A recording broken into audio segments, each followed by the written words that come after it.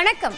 சபரிமலை மகர ஜோதி தரிசனத்தின் நேரடி ஒளிபரப்பை நாம் செய்ய இருக்கிறோம். இந்த சிறப்பு நேரலையில் விருந்தினர்கள் இணைய இருக்கிறார்கள். முன்பாக மகர ஜோதி தரிசனத்தை காண்பதற்காக சபரிமலை ஐயப்பன் சன்னிதானத்தில் கடந்த 4 நாட்களாகவே பல்லாயிரக்கணக்கான பக்தர்கள் காத்து கிடக்கிறார்கள். சரியாக 6 மணிக்கு மேலே பொன்னம்பலமேட்டில் தெரியக்கூடிய ஜோதி வடிவிலான ஐயப்பனை தரிசிப்பதற்காக அங்கு பல பக்தர்கள் காத்திருக்கக்கூடிய நிலையில் பல்வேறு விதமான ஏற்பாடுகள் என்பது கோயில் நிர்வாகத்தால் செய்யப்பட்டிருக்கிறது. இருமுடி கட்டிக்கொண்டு சபரிமலை ஐயப்பனை தரிசிக்க காத்திருக்கக்கூடிய பக்தர்கள் பொன்னம்பலமேட்டில் ஜோதி தரிசனம் முடிந்த பிறகாகத்தான் அந்த 18ஆம் படியில் ஏறி போய் ஐயப்பனை தரிசிக்க முடியும். இந்த நடைமுறையில் இருக்கக்கூடிய பல சிறப்புகள் என்னென்ன, பந்தள ஆபரணங்கள் எதற்காக ஐயப்பனுக்கு அணிவிக்கப்பட இருக்கிறது என்பன போன்ற பல விஷயங்களை நம்மோடு பகிர்ந்து கொள்வதற்காக சிறப்பு விருந்தினர் இணைந்திருக்கிறார். ஆன்மீக இசை சொற்பொழிவாளர் திருமிகு வீரமணி கண்ணன் அவர்களை அன்போடு அரங்கத்திற்கு மீண்டும் அழைக்கிறோம். எவ்ரி இயர் நம்ம இதை அவசியம் பேசியாகணும் அப்படிங்கிற மாதிரியான ஒரு விதிதான் இருக்கு போல இருக்கு. அதனாலதான் நம்ம திரும்ப இதை சந்திக்கிறோம்.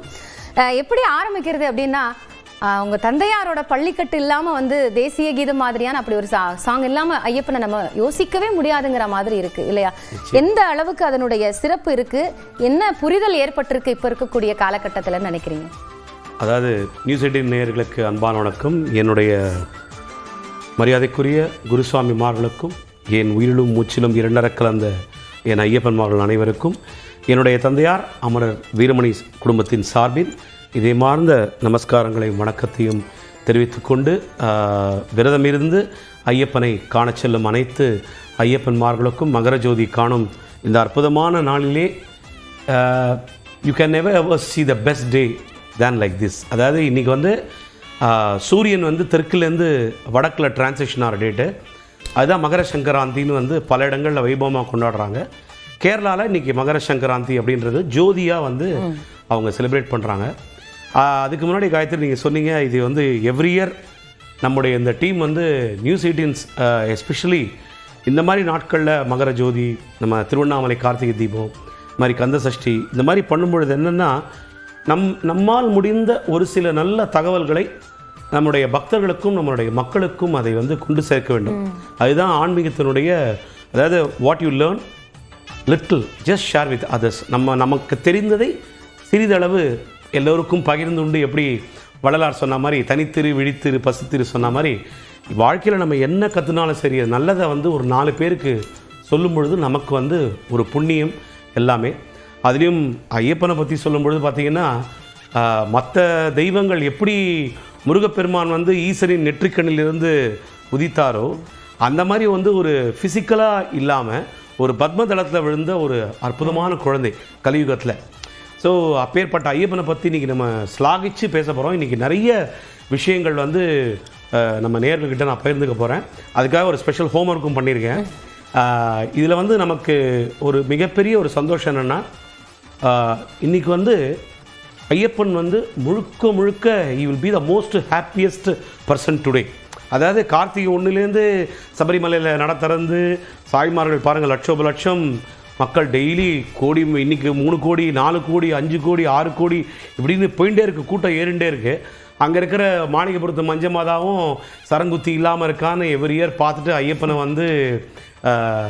என்ன இந்த வருஷமாக ஐயப்பன் கல்யாணம் பண்ணிப்பாரா மாட்டார் அப்படின்னு ஏமாந்துட்டு போகிற ஒரு கதையும் நடந்துட்டுருக்கு. பட் இந்த எபிசோடில் நம்ம இன்றைக்கி என்ன பார்க்க போகிறோம்னா, மெயினாக காயத்ரி நீங்கள் சொன்ன மாதிரி நிறைய சபரிமலையை பற்றி ஒரு அற்புதமான விளக்கங்கள். முதல்ல மக்களுக்கே இந்த தர்மசாஸ்தா, இந்த ஐயப்பன், இதை பற்றி ஒரு மிகப்பெரிய ஒரு புரிதல் ஒன்று நம்ம சொல்லணும்னு ஆசைப்படுறேன். அதுக்கு முன்னாடியே என்னுடைய தந்தையார் 1966, அதாவது if I'm not wrong, I was not born that time. ஆமாம், 66 இந்த பாட்டு ரெக்கார்ட் ஆச்சு. 69 பாடல் பதிவாகி கடகடன்னு எங்கள் அப்பா கச்சேரியில் பாடி, இதில் ஒரு பியூட்டினா இந்த பள்ளிக்கட்டு சூழ்நிலைக்கு பாடும்போது எங்கள் அப்பா சபரிமலைக்கு போகல. ஏன்னா அப்போ புள்ள குழந்தை இல்லை, அதனால் புள்ள குழந்தை கொடுத்தா தான் நான் மலைக்கு வருவேன்னு சொல்லி எங்கள் அப்பா வேணும். அப்புறம் தான் 75 நான் பிறந்தப்புறம் மலைக்கு போக ஆரம்பித்தார். எங்கள் அப்பா நம்பியார் சாமி கூட தான் மலைக்கு போனார், நானும் நம்பியார் சாமி கூட தான் மலைக்கு போனேன். ஸோ இன்றைக்கி அவருடைய அந்த ஃபஸ்ட்டு அந்த சிக்னேச்சர் சாங் சொல்லுவாங்க, அதாவது எப்படி நம்ம புரட்சி தலைவர் படத்தை நாளை நமதில் தர்மமுலகிலே அந்த மாதிரி எங்கள் குடும்பத்துக்கு உண்டான சிக்னேச்சர் சாங் இது. அது ஐயப்பன் போட்ட பிச்சை. கார்த்திக் என்னுடைய அன்பு தபலா வித்வான், இன்றைக்கி அவர் கார்த்திக் வந்திருக்கார். இன்றைக்கி இருமுடிதாங்கி ஒரு மனதாகி குருவெனவே வந்தோ இருவினை தீர்க்கும் அந்த யமனையும் வெல்லும் உன் திருவடியை காண வந்தோ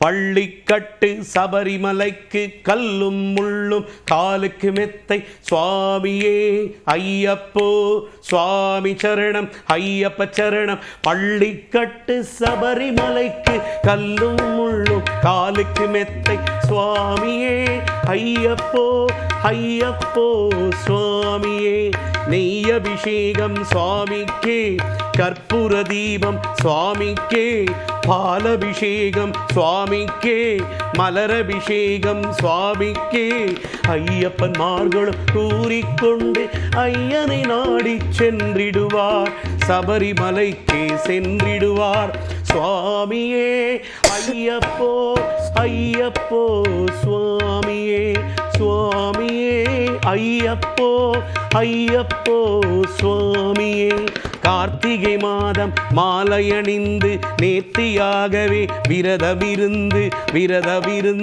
விரதமிருந்து பார்த்த சாரதியின் மைந்தனே உன்னை பார்க்க வேண்டியே தவமிருந்து இருமுடி எடுத்து எருமேலி வந்து ஒரு மனதாகி பேட்டை துள்ளி அருமை நண்பராம் பாவரை தொழுது ஐயனின் அருள்மலை ஏறிடுவார் சுவாமியே ஐயப்போ ஐயப்போ சுவாமியே சுவாமியே ஐயப்போ ஐயப்போ சுவாமியே.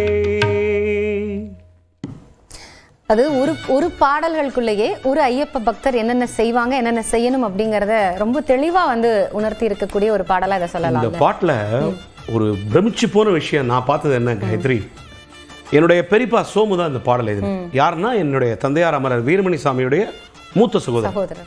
அப்போ அவங்க வந்து மணிகண்ட பக்தச்சர சபைன்னு சொல்லிட்டு ஒரு பக்த சபை வச்சு பஜன் சாங்ஸ்லாம் பாடினாங்க. அப்போதான் எங்கள் அப்பா வந்து எப்படின்னா, எங்கள் அப்பா ஐயப்பன் பாடலுக்கு வந்ததே ஒரு மிகப்பெரிய ஒரு டேர்னிங் பாயிண்ட். எங்கள் அப்பா வந்து மெல்லிசை மாமனர் எம்எஸ் விஸ்வநாதன் சார்கிட்ட வந்து உதவியாளராக இருந்தார். அவரோட டியூட்டி என்னென்னா எம்எஸ்வி வந்து நிறைய கச்சேரி பண்ணுவார் மெல்லிசை மன்னர்.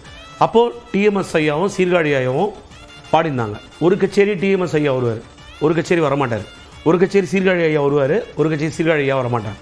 ஸோ டிஎம்எஸ் ஐயா வந்தார்னா எங்கள் அப்பா சீர்காழி பாட்டு பாடுவார், சீர்காழி கோவிந்தராஜன் வந்தார்னா எங்கள் அப்பா டிஎம்எஸ் பாட்டு பாடுவார்.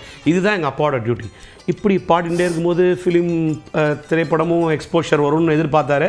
பட் அப்போ இருந்த காலகட்டம் உங்களுக்கு தெரியும், சிவாஜி எம்ஜிஆருக்கு ரெண்டுமே டிஎம்எஸ் ஐயா பாடினாங்க, ரொம்ப டஃப்பு.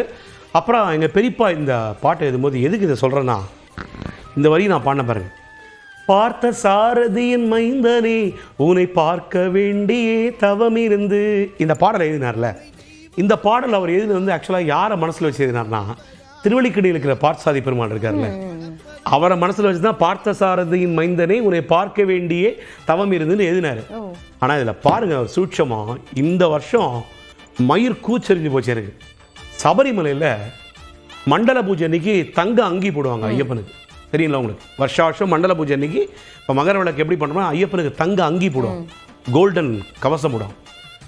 அந்த தங்க கவசம் எங்கேருந்து வருதுன்னா, கேரளாவில் 108 திவ்ய தேசத்தில் ஒன்றான ஆரன்முளான்னு ஒரு இடம் இருக்குது. ஆரன்முளா பார்த்தசாரதி ஆலயத்துலேருந்து தான் அந்த ஐயப்பனுக்கு தங்க அங்கேயே வருது ஆக்சுவலாக.